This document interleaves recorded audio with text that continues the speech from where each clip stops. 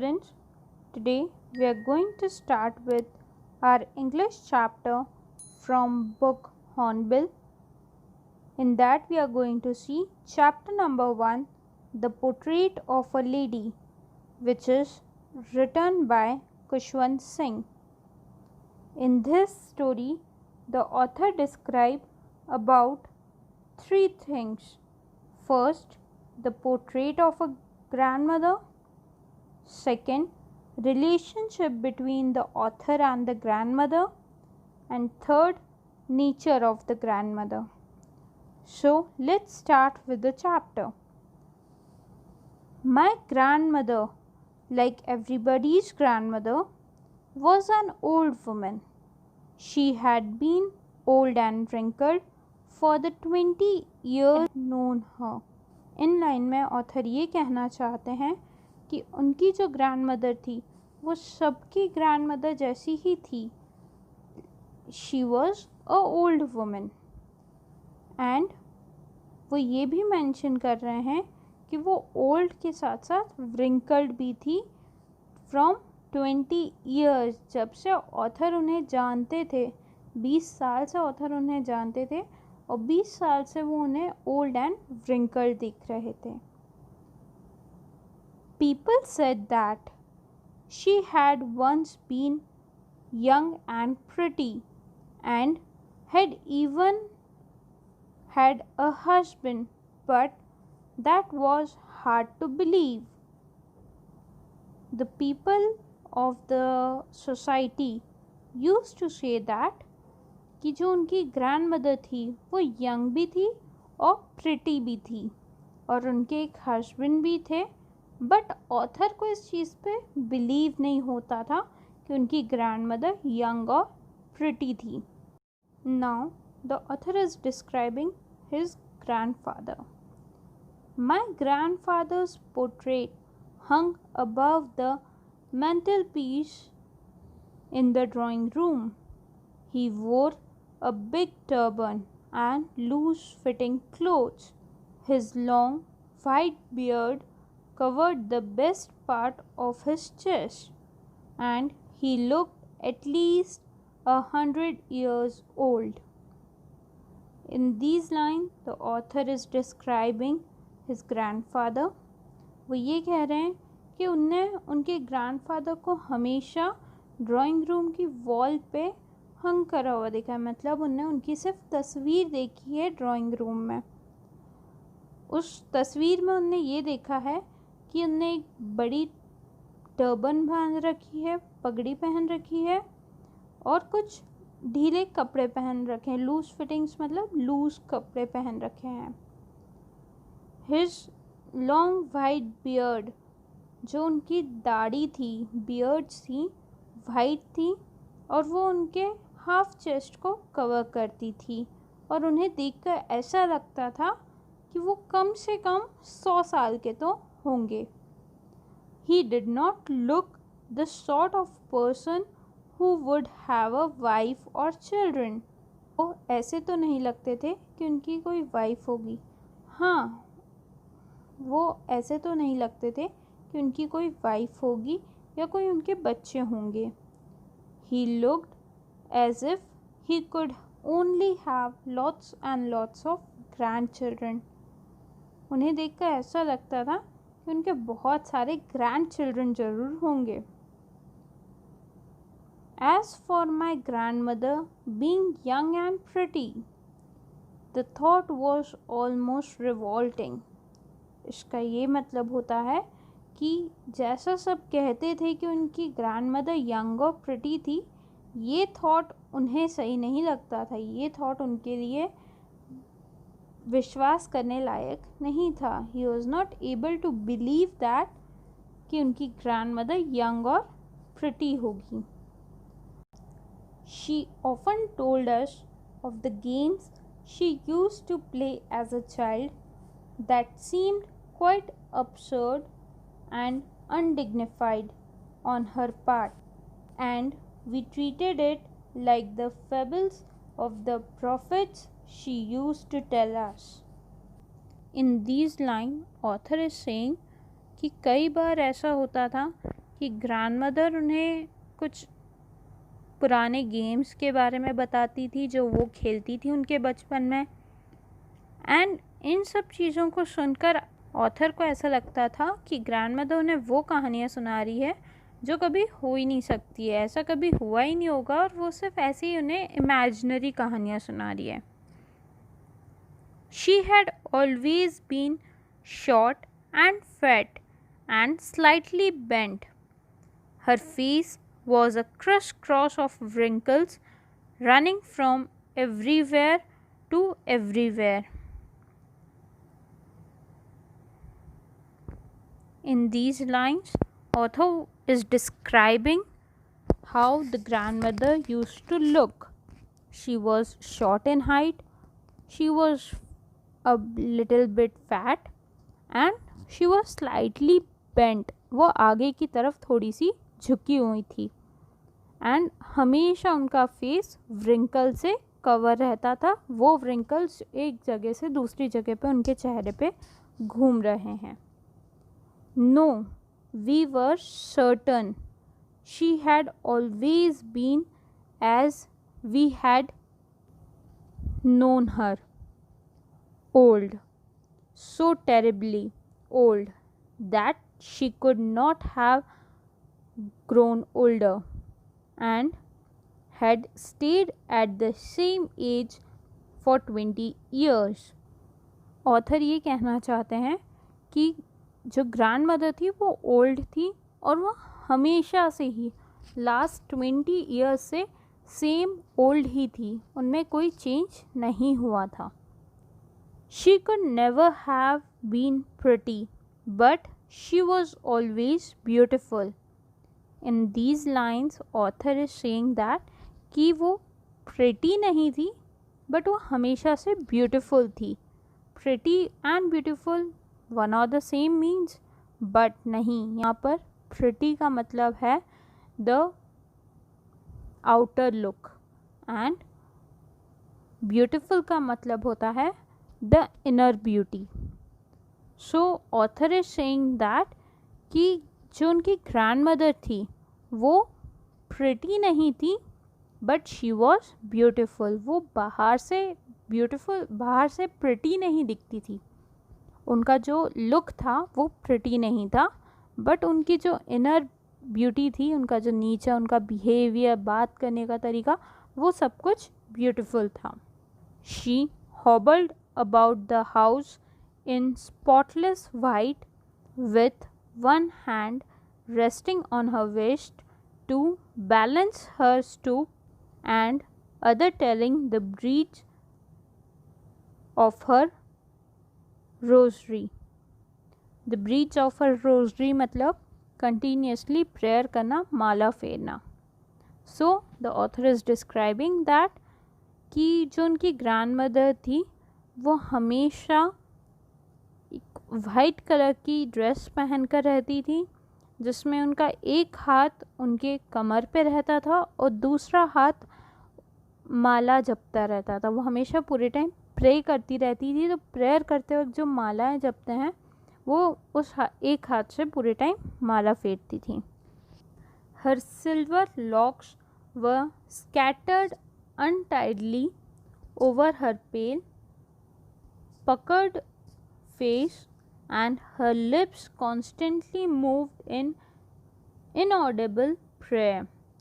Now he is describing that जो उनके white hairs थे, silver hairs थे, वो उनके face पर आते रहते थे, properly combed नहीं रहते थे, और जो उनके lips थे उनसे continuously prayers वो बोलती थी, बट वो प्रेयर्स कभी भी सुनाई नहीं देती थी, वो इनऑडिबल थी prayers.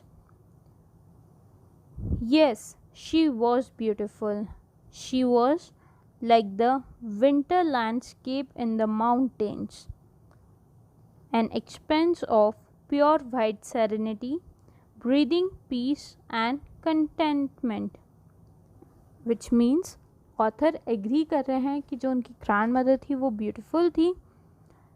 She was somewhat like, जैसे ठंड में पहाड़ी इलाकों पे जो एक बहुत प्लीजेंट सा पीसफुल सा एटमॉस्फेयर होता है, वो उसी की तरह से एक प्योर वाइट स्नो एरिया जैसी रहती थी.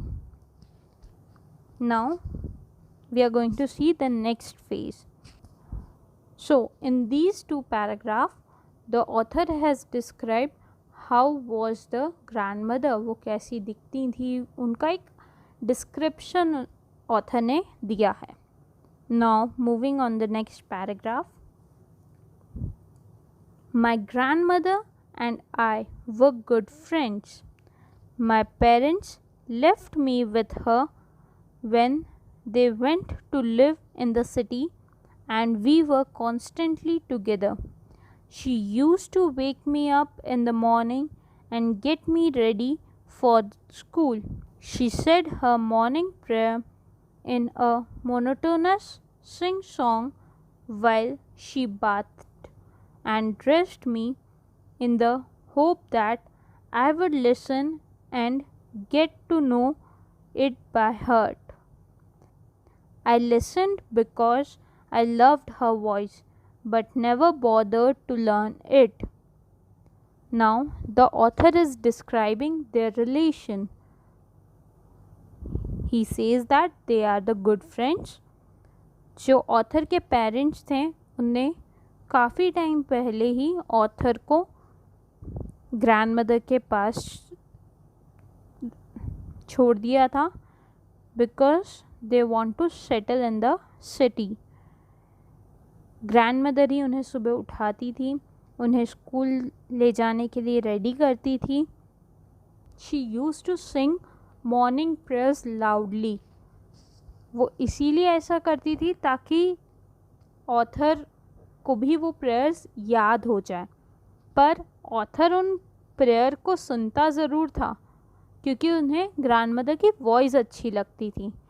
वो कभी भी इस थॉट में नहीं था कि वो उन्हें लर्न करे, वो कभी भी सोचता भी नहीं था कि मुझे इन्हें लर्न करना है. वो बस उनकी वॉइस अच्छी थी इसीलिए उन प्रेयर्स को सुनता था. Then she would fetch my wooden slate which she had already washed and plastered with yellow chalk, a tiny earthen ink pot, and a red pen. Tie them all in a bundle and hand it to me. In these lines, author is telling what all grandmother used to do for him. वो सबसे पहले उनकी slate ready करती थी, उसे proper wash कर कर ready कर देती थी. उनको एक उसके साथ येलो चॉक, एक छोटा सा इंक पॉट और एक रेड पेन, और वो इन सब चीज़ों को एक बंडल में पैक करके उनके हाथों में दे देती थी. After a breakfast of a thick steel chapati with a little butter and sugar spread on it, we went to school. She carried several stale chapatis with her for the village dogs. Stale का मतलब होता है एक दिन पहले prepare की हुई चपाती. For breakfast grandmother उन्हें चपाती देती थी जिस पे थोड़ा सा बटर और कुछ शुगर स्प्रेड रहती थी एंड वो स्कूल के लिए निकलते थे. ग्रैंडमदर उनके साथ जाती थी और वो जाते वक्त साथ में बची हुई जो चपाती थी वो भी ले जाती थी ताकि रास्ते में जो विलेज डॉग्स रहते हैं वो उन्हें भी खिला सकें. My grandmother always went to school with me because the school was attached to the temple. The priest taught us the alphabets and the morning prayer, while the children sat in rows on either side of the veranda singing the alphabet or the prayer in chorus.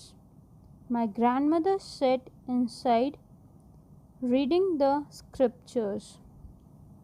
Now the author is saying that जो grandmother थी वो हमेशा उनके साथ school जाती थी क्योंकि school के पास में ही एक टेम्पल था और टेम्पल का जो पुजारी था वही उन्हें स्कूल में पढ़ाता था.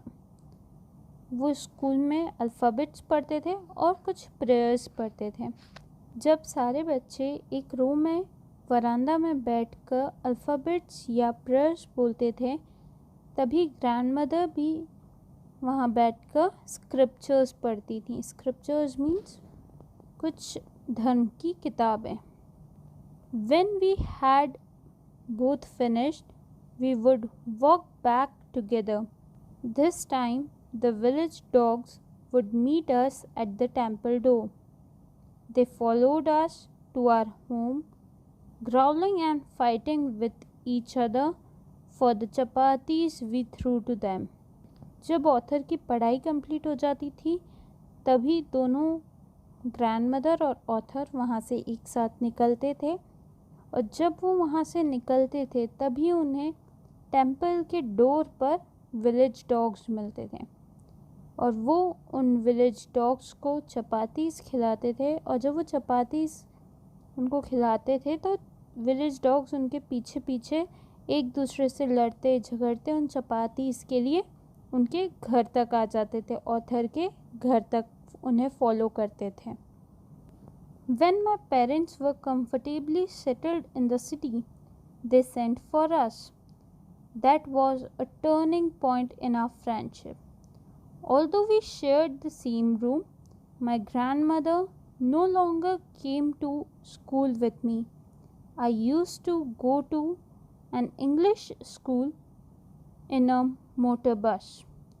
There were no dogs in the streets, and she took to feeding sparrows in the courtyard of our city house. Now, after describing the relationship of author and grandmother in village, there comes the turning point जब author के parents settle हो चुके थे city में। उनने grandmother और author को उनके पास बुला लिया, और तभी से ग्रैंडमदर और ऑथर की जो फ्रेंडशिप थी उसमें एक टर्निंग पॉइंट आया। वो दोनों एक ही रूम में रहते थे, पर अब ग्रैंडमदर ने उनके साथ स्कूल नहीं जाती थी, क्योंकि ऑथर एक इंग्लिश स्कूल में जाते थे जहाँ पर उन्हें बस में बैठ के जाना पड़ता था, और वहाँ पर कोई स्ट्रीट डॉग्स भी नहीं थे। तो ग्रैंडमदर स्पैरोस को उनके जो सिटी हाउस का एरिया रहता था वहाँ पर जो स्पैरोस आते थे उस कोर्टयार्ड में उन्हें फीड करती थी। As the years rolled by, we saw less of each other. For some time she continued to wake me up and get me ready for school. When I came back, she would ask me what the teacher had taught me. I would tell her English words and little things of Western science and learning the law of gravity, Archimedes' principle, the world being round, etc. Now, the author is saying that कि जैसे जैसे time गुजरता गया, they were not able to see each other for long. काफ़ी time तक तो grandmother ने ही author को सुबह उठाया, स्कूल के लिए रेडी करा, और जब ऑथर वापस आते थे तो ग्रैंडमदर उनसे पूछती थी कि आज स्कूल में क्या सिखाया। तो वो बताते थे, कुछ इंग्लिश वर्ड सिखाए, साइंस के बारे में सिखाया, एंड बहुत सारी चीज़ें जो इस दुनिया में होती हैं। This made her unhappy. She could not help me with my lessons. She did not believe in the things they taught at the English school, and was distressed that there was no teaching about God and the scriptures. One day I announced that we were being given music lessons. She was very disturbed. To her, music had lewd associations. It was the monopoly of harlots and beggars, and not meant for gentlefolk. She said nothing, but her silence meant disapproval. She rarely talked to me after that. In these lines, the author is telling that ये सारी चीज़ें grand mother को unhappy करती थी, क्योंकि वो अब author की पढ़ाई में उन्हें हेल्प नहीं कर पा रही थी। एंड उन्हें इस चीज़ का भी बुरा लगता था कि उन्हें उनके स्कूल में गॉड से रिलेटेड या रिलीजन से रिलेटेड कुछ भी नहीं सिखाया जाता था। एक बार जब ऑथर ने आके उन्हें बताया कि उन्हें आज म्यूज़िक का लेसन सिखाया गया, तब वो बहुत डिसअपॉइंट हुई, क्योंकि उनका ये मानना था कि म्यूज़िक जेंटल लोग नहीं गाते। म्यूज़िक उन लोगों के लिए होता है जो बेगर्स रहते हैं, जिन्हें पैसे अर्न करने रहते हैं। तो पैसे अर्न करने के लिए लोग म्यूज़िक गाते हैं, तो जेंटल लोग म्यूज़िक नहीं गाते हैं। उन्होंने कुछ कहा नहीं, बट उनका जो साइलेंस था वही उनका डिसअप्रूवल था। उसके बाद से उन्होंने बहुत रेयरली ऑथर से बात करी। When I went up to university, I was given a room of my own. The common link of friendship was snapped. My grandmother accepted her seclusion with resignation. She rarely left her spinning wheel to talk to anyone. From sunrise to sunset, she sat by her wheel, spinning and reciting prayers. Only in the afternoon she relaxed for a while to feed the sparrows, while she sat in the veranda, breaking the bread into little bits. Hundreds of little birds collected round her, creating a veritable bedlam of chirpings.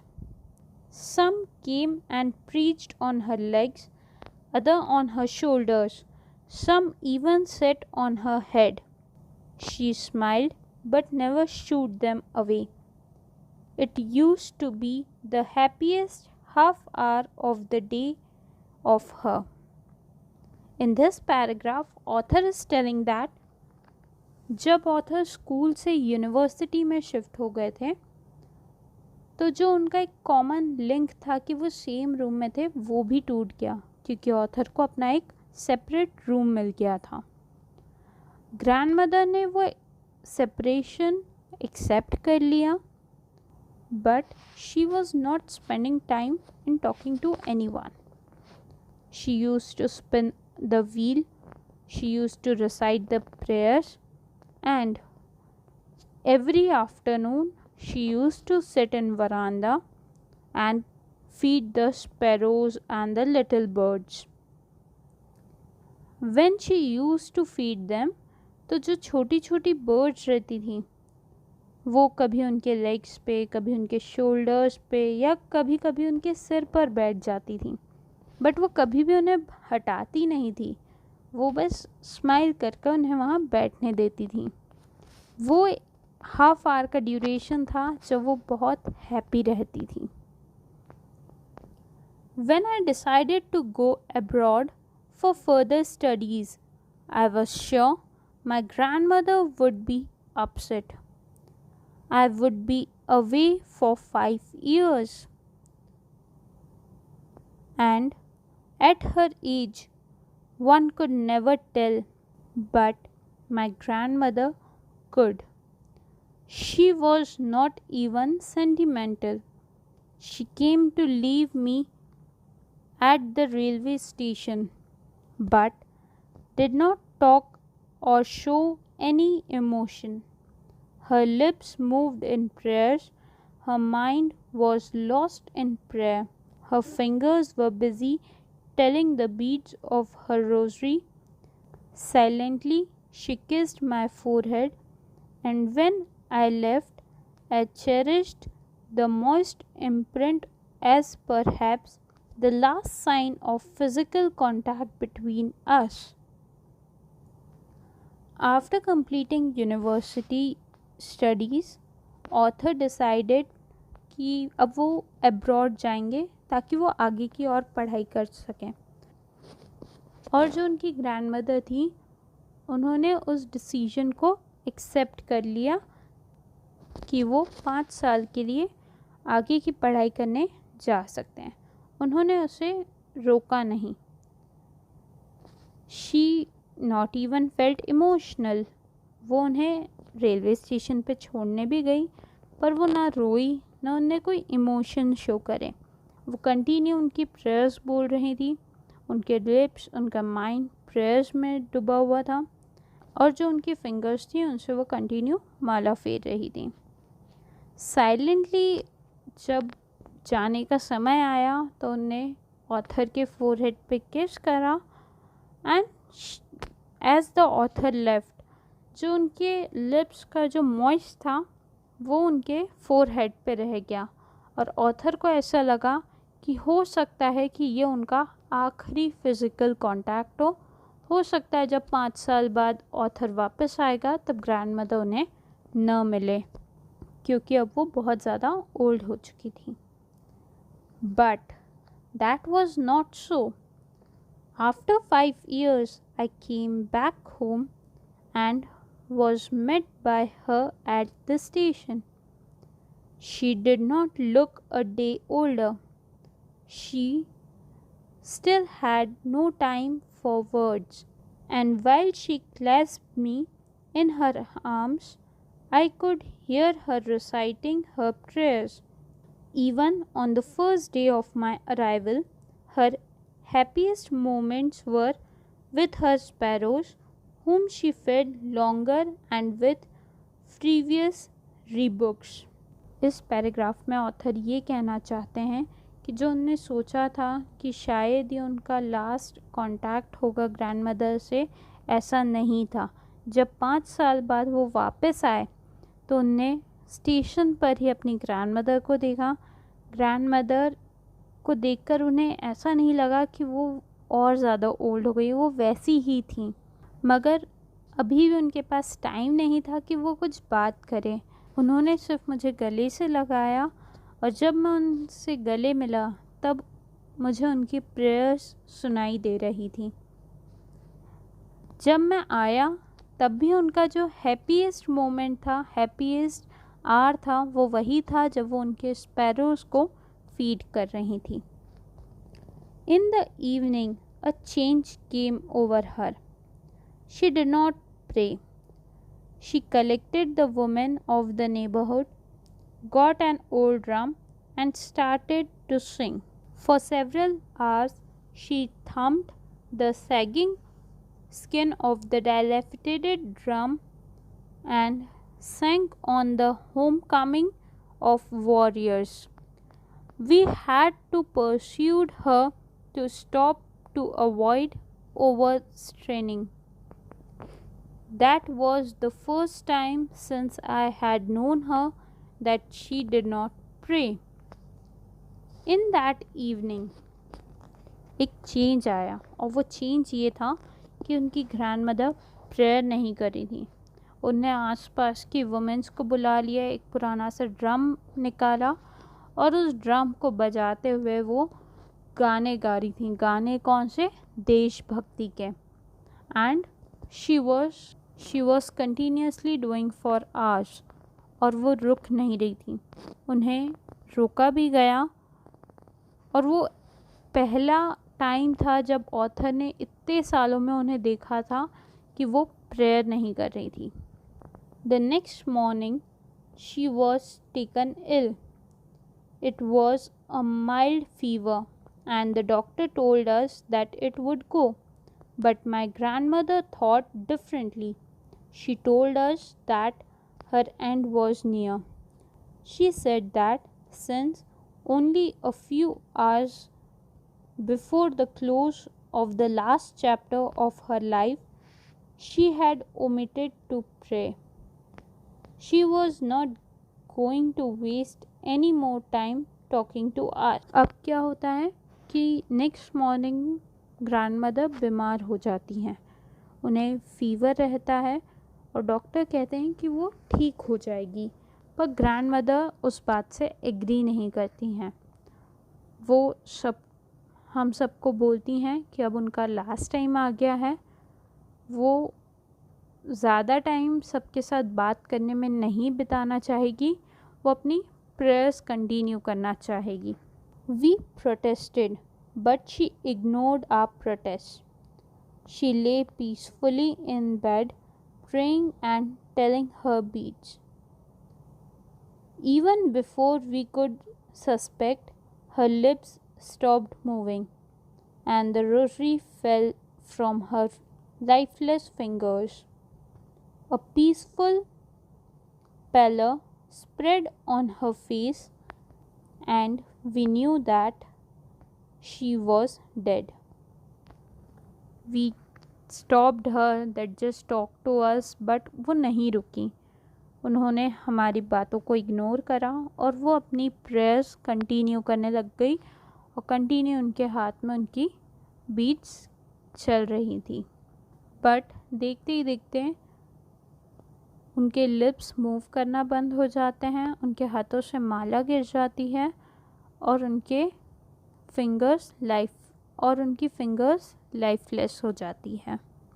And जो उनका face रहता है वो एक peacefully set हो जाता है और उन सबको ये पता पड़ जाता है कि अब ग्रैंड मदर नहीं रही. We lifted her off the bed and as it customary laid her on the ground and covered her with a red shroud. After a few hours of mourning, we left her alone to make arrangements of her funeral. In the evening, we went to her room with a crude stretcher to take her to be cremated. The sun was setting and had lit her room and veranda with a blaze of golden light. We stopped halfway in the courtyard, all over the veranda, and in her room, right up to where she lay dead and stiff, wrapped in the red shroud. Thousands of sparrows sat scattered on the floor. There was no chirpings. We felt sorry for the birds, and my mother fetched some breads for them. She broke it into little crumbs, the way my grandmother used to, and threw it to them. The sparrows took no notice of the bread. When we carried my grandmother's crops off, they flew away quietly. Next morning, the sweeper swept the breadcrumbs into the dustbin. Now, after the grandmother was died, what happened?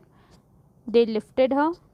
उन्होंने उस bed पे से उन्हें उठाया, नीचे floor पे लेटाया और जो भी रिचुअल्स थे वो सारे रिचुअल्स पूरे करे. उन्हें एक रेड कलर की ड्रेस में कवर करा एंड आफ्टर फ्यू आवर्स वो लोग वहाँ से चले गए सो दैट वो फ्यूनरल की अरेंजमेंट्स कर सकें.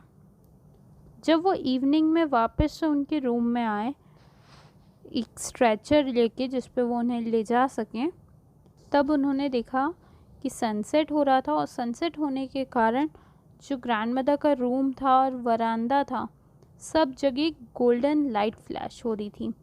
और वो थोड़ा सा ही बाहर आए थे और जो कोर्टयार्ड था उस एरिया में, वरांदा में, उनके रूम में, सब जगह बहुत सारी small sparrows, birds, 1000 of sparrows ने उनकी बॉडी को घेर लिया था. सारे बर्ड्स बिना कोई आवाज़ करे वहाँ चुपचाप बैठे हुए थे. उन्हें भी रियलाइज़ हो चुका था कि अब वो ग्रैंड मदर नहीं रही हैं. बर्ड्स को वहाँ बैठे देख उन्हें भी अच्छा नहीं लग रहा था. जो ऑथर की मदर थी वो कुछ ब्रेड्स लेके आए, उन्हें स्मॉल पीसेस में तोड़कर उनकी तरफ फेंका, बट किसी भी बर्ड ने कुछ भी नहीं खाया.